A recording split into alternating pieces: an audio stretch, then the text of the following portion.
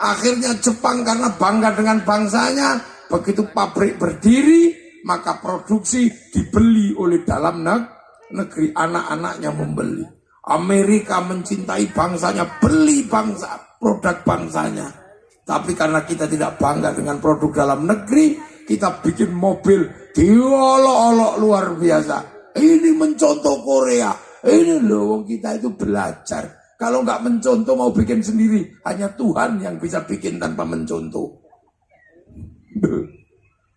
Emang kamu nggak nyontoh?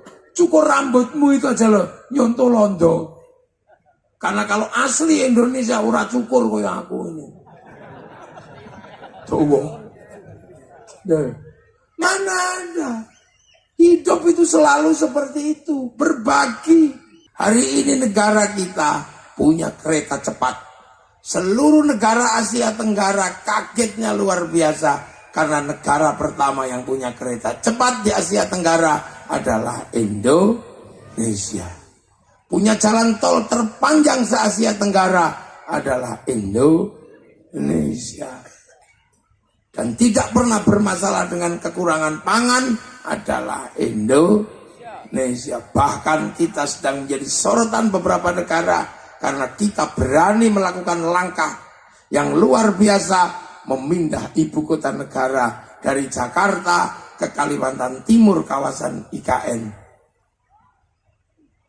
Kenapa harus pindah? Karena Indonesia dijajah sama Singapura dan Malaysia. Inggris melakukan kejahatan waktu terhadap Indonesia. Singapura dan Malaysia adalah anaknya Inggris, dia Commonwealth. Maka oleh Inggris dikasih 1 jam lebih awal dari waktu Jakarta. Kita jam 9, sana jam 10. Padahal teori bujur dan teori lintang, mestinya kita jam 9, sana jam 8. Tapi Inggris memberikan Singapura dan Malaysia 1 jam lebih awal dari waktu Jakarta. Artinya apa? Bursa efek dan pasar uangnya buka 1 jam lebih awal daripada bursa Jakarta.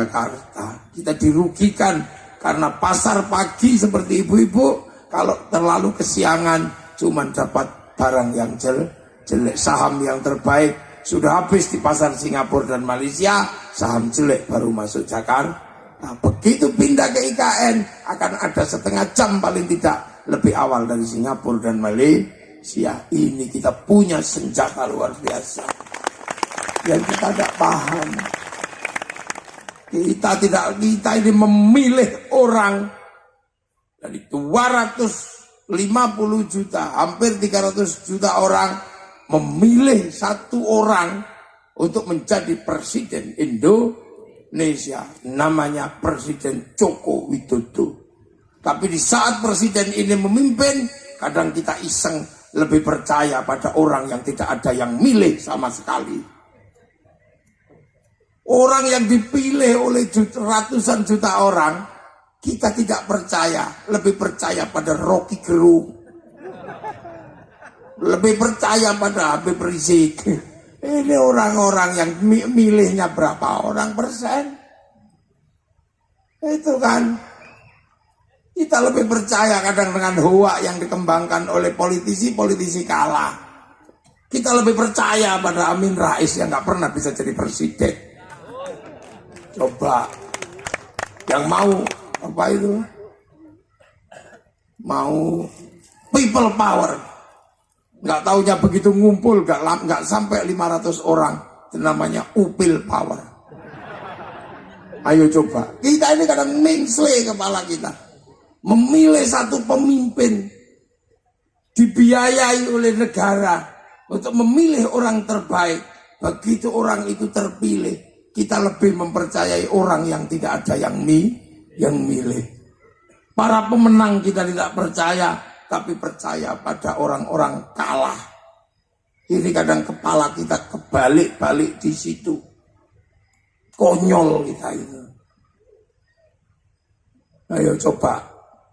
Kita lebih percaya pada Nur Zuki yang mempertanyakan ijazah presiden. Percaya pada Bambang Tri yang bertanya tentang ijazah presiden. Kita tidak percaya dengan KPU yang isinya para profesor, para doktor yang memverifikasi ijazah presiden. Ini jenenge wong mingsle itu. Coba kita bertanya dengan diri kita sendiri. Kita lebih percaya kepada orang-orang yang kerjaannya nggak ada pekerjaan selain mengkritik negara, yang hidupnya tidak pernah dipilih siapapun untuk memilih bupati.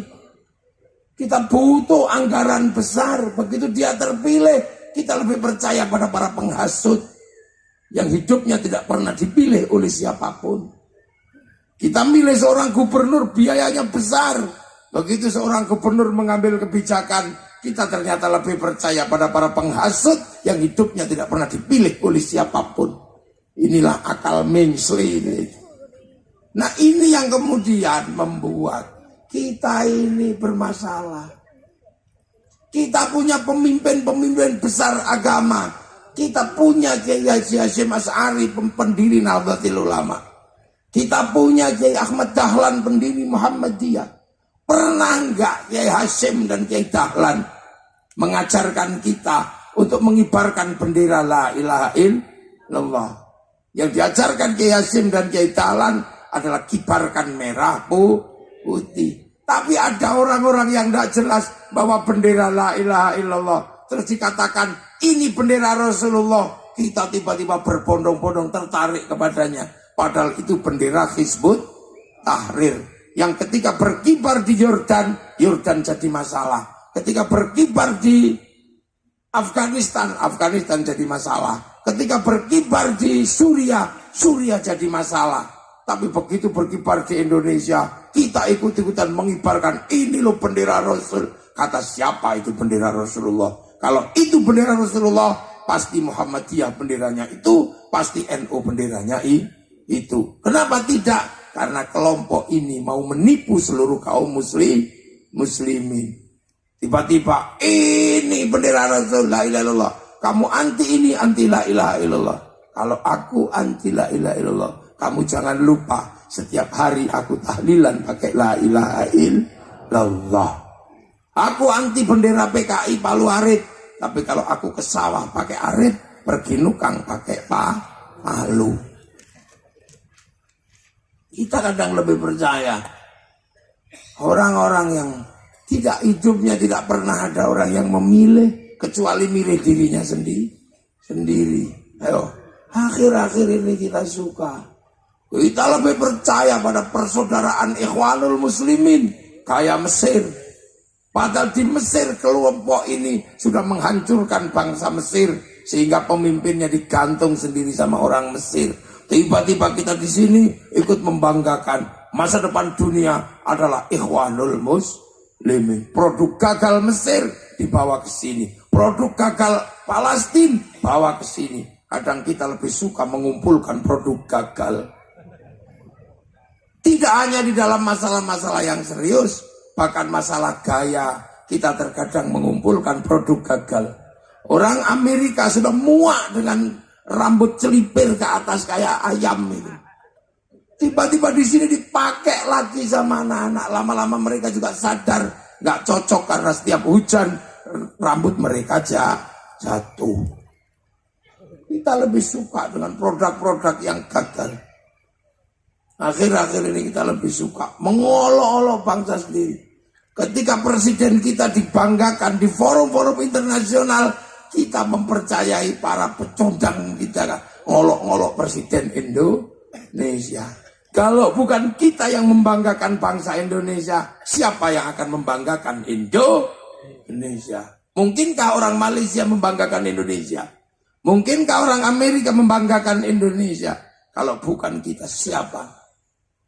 Presiden kita, lurah kita, camat kita adalah para pemimpin-pemimpin bangsa yang kita harus menghargainya. Karena dengan kita menghargai para pemimpin kita, orang lain akan menghargai bangsa kita. Baru kita bisa berdiri tegak dengan bangsa lain.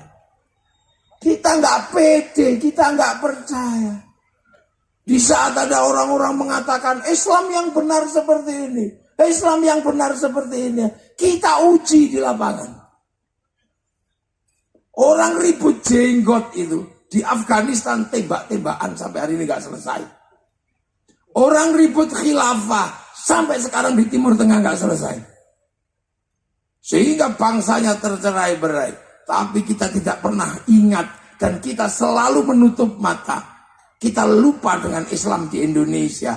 Bahwa setelah ditinggal Rasulullah, Islam yang ke Eropa macet, Islam yang ke Afrika berhenti tidak bergerak, yang ke Cina tidak bergerak, yang ke Eropa berhenti, Rusia berhenti, tapi Islam yang bergerak ke Indonesia tumbuh subur menjadi kekuatan Muslim terbesar dunia hari ini ada di Indonesia.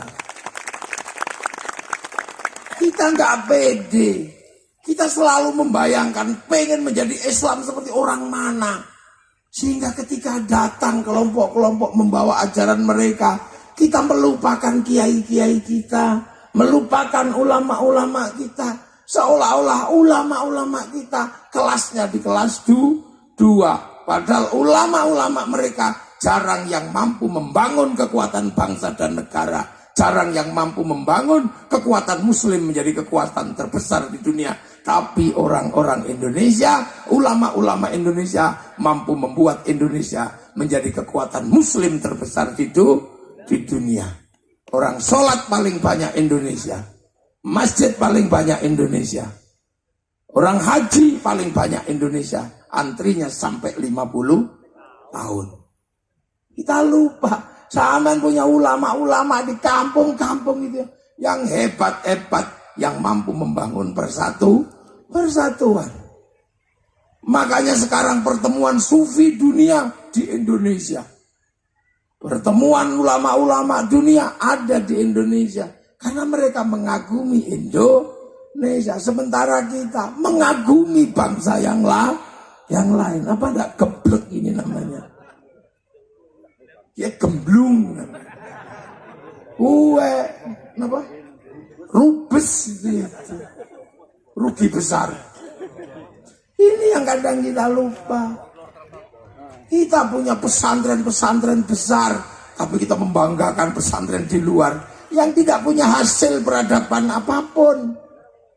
Bangsanya tetap nggak maju, negaranya terbelakang, tapi kita selalu membanggakan. Mereka berbicara tentang kekuatan Islam, kebaikan Islam, tapi mereka gagal membangun bangsa dan negara. Ini yang kadang kita ini lupa. Kita ini menjadi bangsa yang nggak pede, bahkan sampai tingkat buah kita nggak pede. Sudah tahu jambu itu lahir di sini, besar di sini, dikencingi anak-anak kita tiap hari. Begitu besar jambu Bangkok. Ayam gede dikit, ayam Bangkok. Yang asli sini tinggal gula Jawa, pedus Jawa. Kita lupa bahwa kita punya segalanya. Kita selalu membayangkan jadi orang lain. Kulit kita coklat, pengen putih kayak orang Eropa. Padahal orang Eropa pengen kulit coklat sama kulit hitam sampai mereka berjemur. Kita jadi korban iklan cantik itu putih. Akhirnya kita beli pemutih. Begitu sudah putih beli penghilang koreng. Setelah itu pengen pakai legend. Akhirnya beli pelangsing. Murahan perutnya sakit. Begitu sudah putih kita pengen kelihatan bagus pakai baju you can see. Sendalnya kurang tinggi pakai sendal jinjit. Rambutnya merah, kacamatanya diubun-ubun. Cantiknya luar biasa. Tapi semenjak itu gak mau lagi ke sawah. Gak mau lagi nyusuin anak. Anaknya pasrahkan sapi, sawahnya serahkan sama industri. Kemudian kita habis makan dari situ. Akhirnya kita jual diri kita sendiri. Jangan salah sampai. Ini bangsa. Jadi memahami kemerdekaan adalah memahami betapa nenek moyang kita sanggup mendirikan sebuah bangsa dengan perjuangan yang luar biasa. Jenderal Sudirman pergi perang dengan paru-paru satu. Sakitnya kayak apa orang dengan paru-paru satu. Tapi memimpin angkatan bersenjata berperang melawan Belanda. Kita malu hari ini sama para pahlawan. Karena ternyata kita lebih picik luar biasa. Sakit gudeg aja BPJS belum turun, ributnya luar biasa. Ayo, betapa malu kita sama pendiri bangsa. Raja Jogja punya Raja Hamengkubuwono. Punya tanah dari Bagelen sampai Ponorogo. Begitu NKRI memanggil, diserahkan tanahnya untuk NKRI. Tanah yang begitu luas. Raja Solo, Raja Cirebon, Raja Aceh, seluruh raja-raja Nusantara menyerahkan tanahnya untuk NKRI. Kita kegusur 1 meter, ribut sampai Mahkamah Agung. Itu menandakan bahwa kita memang tidak punya jiwa bangunan bangsa. Malu kita kalau minta surga sebagaimana para syuhada.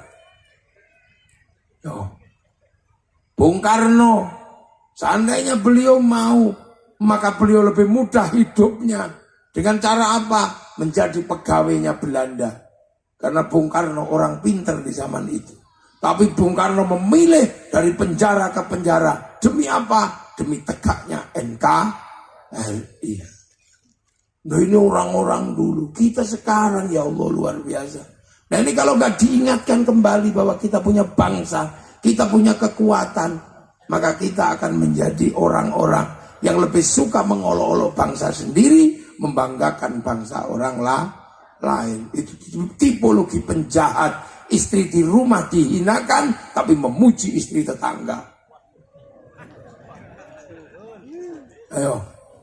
Sawah di ladang sendiri dihinakan, membanggakan sawah orang lain.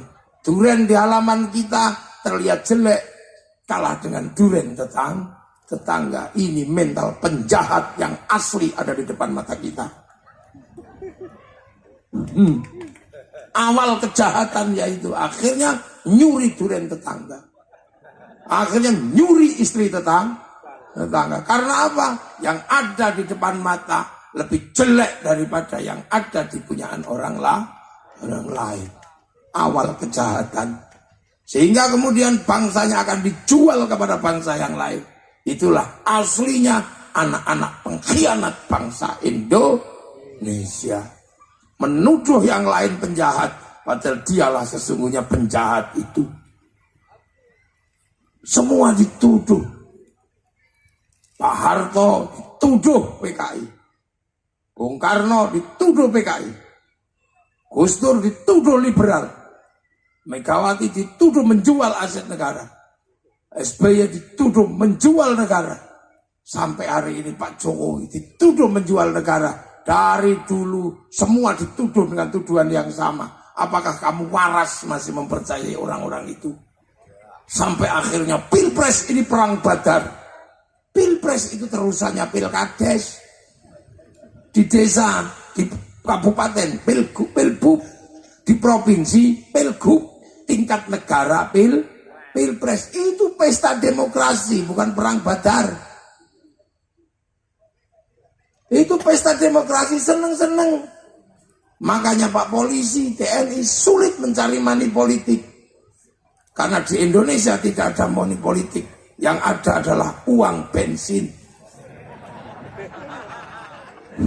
Kalau diterima masjid namanya sumbangan. Diterima kiai namanya bisyaro. Kita pesta demokrasi itu sampai ini. Perang badar apa? Sampai ada yang berdoa, kalau tidak kau menangkan kami, aku khawatir tidak ada yang menyembahmu. Dasmu itu. Dan kita bisa lebih senang yang model begitu. Akhirnya kita olok-olok TNI, kita olok-olok Polri. Yang setiap hari kita menikmati hidup karena kekuatan TNI Polri. Lu jangan salah, ini negara. Kita selalu begitu dari dulu. Duren tetangga lebih bagus. Akhirnya pencuri duren, pencuri istri orang. Itu awal dari kejahatan. Nah kita selalu, makanya akhir-akhir coba lihat. Apa saja dijelek-jelekkan. Presiden melakukan ini, dijelek-jelekkan. Negara melakukan ini, dijelek-jelekkan. Yang menjelek-jelekan itu juga. Kenapa menjelek-jelekan? Karena mereka orang-orang kalah. Coba kalau mereka menang sama saja. Pasti apa? Berjuang untuk yang terbaik buat bangsa Indonesia. Makanya pada tahun 48 ketika Hitler jatuh, Bung Karno harus memilih apakah ikut Amerika apa ikut Soviet. Bung Karno mengatakan tidak, kami tidak ikut Soviet, kami tidak ikut Amerika. Kami akan berada di tengah-tengah ini semua, kami non-blok. Intelektualnya ditanya, lantas kalau non-blok kita ideologinya, cara membangunnya seperti apa? Apakah kita akan menduplikasi Eropa? Dijawab dengan tulisan yang indah, salah asuhan. Apakah kita akan mencontoh cara-cara orang Belanda? Tidak. Dijawab dengan tenggelamnya kapal Van der Wijk. Apakah kita akan mencontoh gaya Arab? Tidak. Di bawah lindungan Ka'bah. Apakah kita akan membangun dengan murni cara Indonesia? Tidak juga seperti itu. Itu namanya Siti Nurbaya. Hebat nenek moyang kita. Tapi kehebatan itu hilang. Karena apa? Ada orang-orang yang selalu membanggakan bangsanya. Orang lupa bangsa sendiri. Itu kalau mati nanti di dalam kubur akan didatangi para pahlawan, digedok kepalanya, dibiti kata orang Banyu. Kita biti kayak nyonyong dibiti, dijotos, rap-rap mendoan, rujak kayak kue. Nah ini semuanya. Begitu mereka membanggakan bangsanya, maka di dunia masa depan semua negara itu bangkit. Akhirnya Jepang karena bangga dengan bangsanya, begitu pabrik berdiri, maka produksi dibeli oleh dalam negeri, anak-anaknya membeli. Amerika mencintai bangsanya, beli produk bangsanya. Tapi karena kita tidak bangga dengan produk dalam negeri, kita bikin mobil diolok-olok luar biasa. Ini mencontoh Korea. Ini loh, kita itu belajar. Kalau nggak mencontoh mau bikin sendiri, hanya Tuhan yang bisa bikin tanpa mencontoh. Emang kamu nggak nyontoh? Cukur rambutmu itu aja loh, nyontoh londo. Karena kalau asli Indonesia ora cukur kayak aku ini. Coba. Mana ada? Hidup itu selalu seperti itu. Berbagi. Saya kiai. Yang saya ajarkan agama. Terutama ngajarkan sholat. Tapi begitu saya ngajarkan sholat, saya nggak boleh marah sama orang Cina. Karena apa? Karena sholat itu nutup aurat. Aurat ditutup pakai kain. Kain dari pabrik kain. Yang bikin pabrik kain itu Cina. Kalau kita marah sama Cina, Cinanya hilang, udah kita. Godong gedang. Kita ngajarkan wudhu pakai air. Air itu sekarang diurus sama sanyo, sama pipa. Wudhunya diurus kiai, pipa sanyonya diurus mas pion. Kiai nggak boleh marah. Pergi haji, begitu berangkat diurus Yahudi sama Nasrani. Karena Yahudi Nasrani bisa bikin pesawat. Kalau Yahudi mati semua, ngelangi. Ini kehidupan, makanya ulama-ulama ini indah hidupnya. Bahkan Rasulullah hanya mengajarkan kalian kalau hidup bersama dalam perbedaan, hidupnya saling bertanggung jawab. Makanya para ulama mensepakati bahwa orang kalau berbeda suku, bangsa, agama, hiduplah yang rukun saling bertanggung jawab. Kullukum ra'in wa kullukum mas'ulun an ra'iyati. Maka orang Indonesia biar bisa rukun, pakai konsep ra'iyahnya Rasulullah yang diserap ke bahasa kita menjadi rakyat. Rakyat adalah bahasa Rasulullah dari akar bahasa ra'iyah, hidup berbeda suku, bangsa, agama, tapi hidup saling bertanggung jawab. Satu-satunya bangsa muslim dunia yang sanggup mengambil kalimat ra'iyah untuk warga bangsanya hanya muslim Indonesia. Ya. Makanya ro'iyah kalau ngumpul namanya musyarakah. Lahirlah konsep masyarakat. Berbeda paham masyawirum fil amri. Lahirlah konsep musyawarah. Karena dulu yang menata itu para wali, maka daerah Indonesia disebut wilayah. Wilayah itulah yang namanya NKRI, Negara Kesatuan Republik Indonesia. Pemimpin tertingginya Majelis Permusyawaratan Rakyat, Dewan Perwakilan Rakyat. Negeri paling sunnah adalah Indonesia. Dan itu tertulis dalam landasan negara kerakyatan yang dipimpin oleh hikmah kebijaksanaan dalam permusyawaratan perwakilan. Kamu mau syukur mana lagi? Nikmat mana lagi yang akan kau ingkari? Indonesia memilih konsep negara persis seperti sunnah Rasulullah. Lu kok tiba-tiba semua mbok jelek-jelek kan? Negeri tauhid. Ini pasti orang ini tidak pernah belajar agama, hidup bersama. Itu. Makanya kita menjadi negara, menjadi bangsa nyaman, hidup bersama seperti ini. Itu kenapa? Karena kita punya landasan hidup bersama dari Bhinneka Tunggal Ika sampai kullukum ra'in wa kullukum mas'ulun an ra'iyati. Dan itu kita nikmati hari ini. Kita punya negara kesatuan Republik Indonesia yang merdeka di 17 Agustus 1945. Hari ini yang terpenting adalah kalau bukan kita yang membanggakan bangsa kita, siapa lagi yang akan membanggakan Indonesia? Ayo, tepuk sing banter kau sesungkan-sungkan. Jangan kita ditipu oleh gelandangan-gelandangan ini. Yang hidupnya selalu menjelek-jelekkan orang lain. Menjelekkan pekerjaan orang lain. Sementara dia pernah mengajukan diri menjadi bagian dari pilihan, tapi tidak ada yang memilih. Tiba-tiba kita anggap dia orang hebat karena bisa mengatakan yang berbeda dari kenyataan kebenaran negara. Jangan diulang. Kita mempersiapkan diri memasuki masa depan dunia baru. Dunia yang sama sekali baru. Dunia yang serba transnasional. Dunia yang terbuka. Kita yang 20 tahun yang lalu, betapa kita masih terkurung di dalam beberapa sekat keadaan sosial, hari ini bisa terbuka seperti ini. Kita tidak boleh lagi mundur, mikir masa depan Indonesia. Dulu kita mau lihat Afrika, kita masih nunggu flora dan fauna. Sudah ditunggu seharian yang keluarnya Pak Harmoko. Sekarang orang kalau mau tahu dunia, tinggal buka handphone, karek ngetik kucing Afrika, keluar. Bokong India, keluar. Terbuka semuanya. Di saat dunia baru sedang bergerak, maka beberapa hal-hal yang tadinya sangat penting dalam kehidupan kita mulai tidak kita temukan.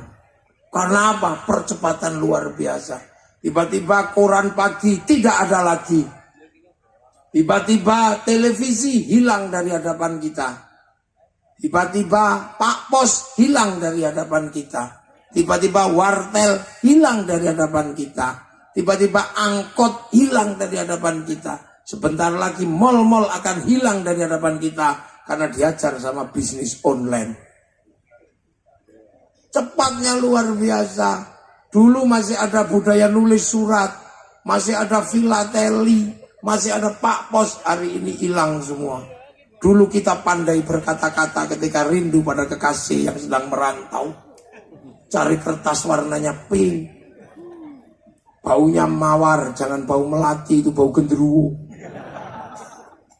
Menulis dengan tinta biru, cinta menghari biru.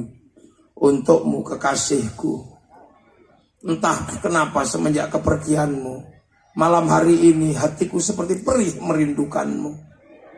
Bayang-bayang wajahmu masih ada seperti di pelupuk mataku. Melihat tiang pun seperti melihat wajahmu. Perih kekasihku, seperti kata penyair, kau tusuk di sana, berdarah di sini. Tapi aku harus ikhlas melepasmu, merantau pergi menjauh dariku, kekasihku, demi masa depan kau, aku dan anak-anak kita nanti. Tapi aku tahu malam hari ini kau pun merindukanku, karena bulan menceritakan bahwa kau dan aku sedang duduk di bawah sinarnya yang sama. Dariku yang mencintaimu, 4 kali 4, 16. Sempat tidak sempat harap dibalas.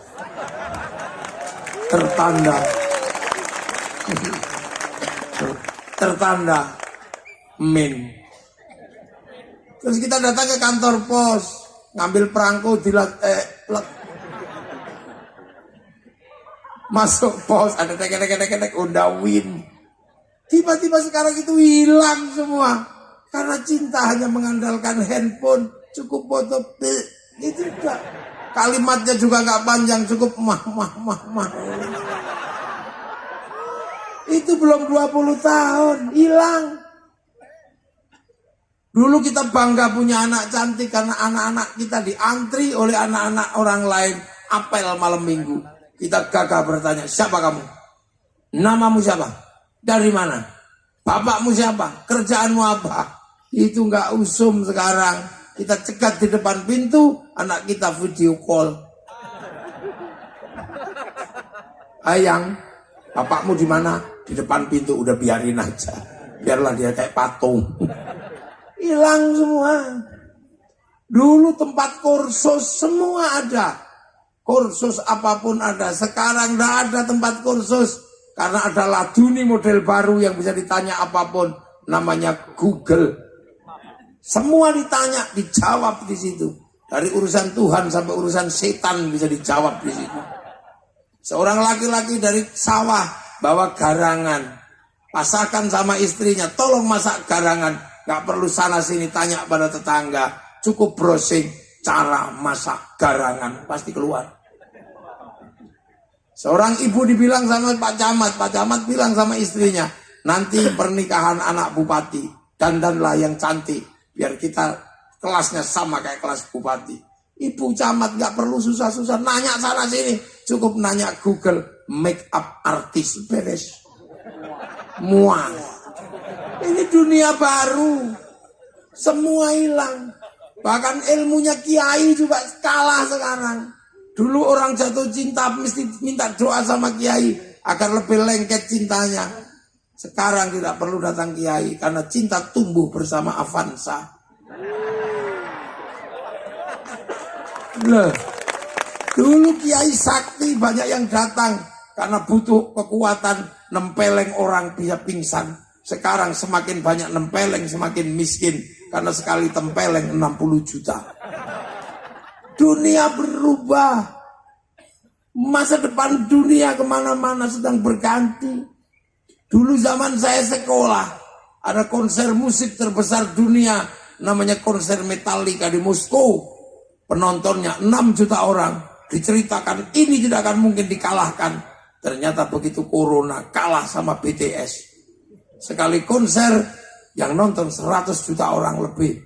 Seminggu 4 kali, sebulan 16 kali. Saya hitung selama 1 tahun keuntungan BTS, uang dunia yang ditarik sama BTS punyanya Korea sebanyak 1.250 triliun. Kita jual apa ke seluruh dunia? Getuk, mendoan, mau jual apa kita kepada dunia internasional? Orang Korea sudah jual makanan Korea, orang Jepang jual makanan Jepang, orang Amerika jual produk Amerika. Kita mau jual apa? Mundul. Apa itu mundul? Utelo. Ambak. Loh, kita mesti mikir itu. Karena kalau sampai mikir ketemu jalannya, duniamu akan berubah. Orang mikir tae aja tayanya luar biasa. Bikin pabrik pempes itu karena mikir tae. Loh ya, itu karena mikir tae. Lah sampean jijik dengan tae, ya nggak pernah berpikir apa-apa. Orang mikir sama aku tak kotoran kuping, bikin pabrik cotton bud. Orang mikir gudale untu, bikin pabrik odol sama sikat. Kita nggak pernah mikir, cuma mikir kambing tok. Lah mikir apa coba sampai? Orang mikir mencret bisa pabrik obat mencret. Orang mikir kasihan nggak bisa bisa bikin pabrik dul kolak. Orang mikir perempuan cantik bisa bikin pabrik idep skincare. Idepnya ditambahin ngebiok itu. Kita nggak pernah mikir apa-apa. Bangsa yang lain mikir tuh sok gigi, mikir macam-macam. Nah itu pentingnya kita berpikir tentang masa depan. Jangan berpikir mundur ke sesuatu yang kita nggak bisa menghindarinya. Dunia ekonomi sudah maju ke depan, kita masih berpikir bank haram. Akhirnya kita terjebak begitu sampai mengatakan bank haram, jangan pernah pakai uang. Karena seluruh uang produksi bank. Uang bukan produk KUD. Sampai kalau pergi haji, jangan pakai bank. Bayarlah uangmu ke pilotnya. Kalau mau. Jangan baca Quran.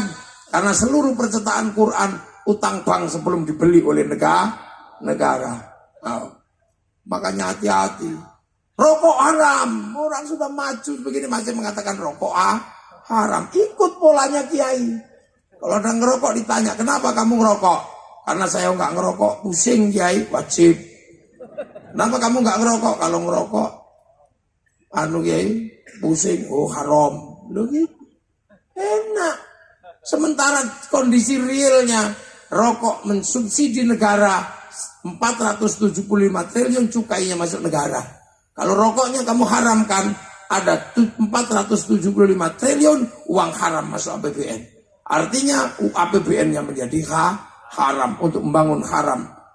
Untuk bangun jalan-jalannya haram. Maka orang yang mengharamkan rokok, dosa lewat jalannya pemerintah. Mikir maju ke depan. Arab Saudi aja maju mikirnya. Ketika dia nggak sanggup menampung jumlah tamu dari beberapa negara, dia panggil perempuan Amerika yang kalau kemana-mana nggak pernah pakai celana dalam. Namanya Paris Hilton. Suruh bikin hotel Hilton. Dunia seperti itu sekarang. Perempuan kita menjadi cantik. Karena perusahaan Prancis pinter bikin bedak. Kalau bedak Banyumas dipakai, rusak semua. Karena beras dideplok, blunteng kabeh. Mulai berpikir beras kencur atau bedak. Ini dunia baru. Makanya kiai nggak dikira kawir, jelek lo tentang kiai itu bukannya nggak ngerti, tapi kiai ngomong umat.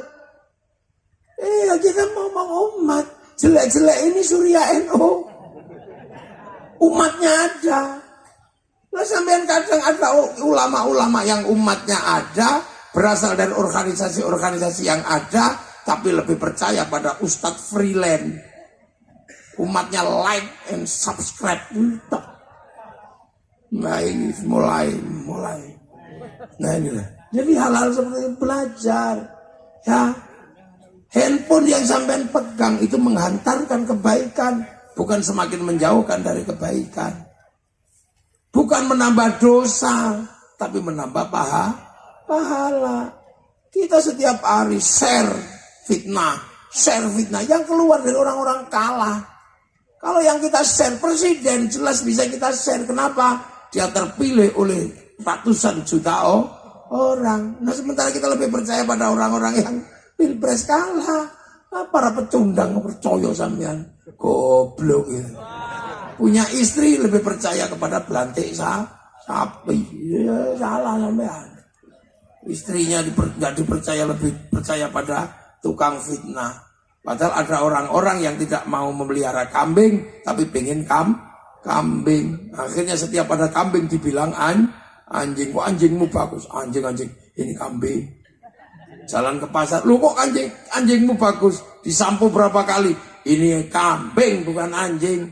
Sampai di pasar, ku beli anjingmu ya. Waduh, udah 3 orang ngomong anjing ini. Berarti jangan-jangan anjing. Pukul dulu pantatnya mestinya. Dia mbek apa guguk. Jangan langsung diserahkan sama belantiknya itu. Matek sampean.